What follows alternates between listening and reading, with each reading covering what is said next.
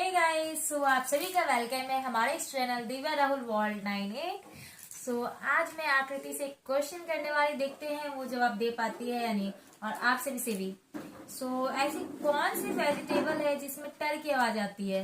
कौन सा ऐसा 3 सब्जी का नाम है जिसमें हम जब बोलते हैं तो टर से आवाज निकलता है? सो आकृति, पता है तुम्हें?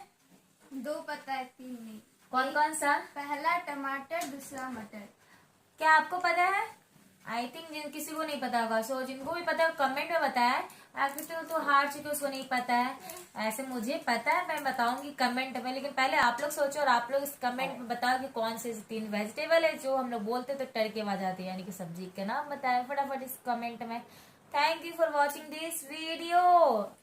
एंड जिन्होंने भी हमारे चैनल को अब तक सब्सक्राइब नहीं किया वो सब्सक्राइब करें।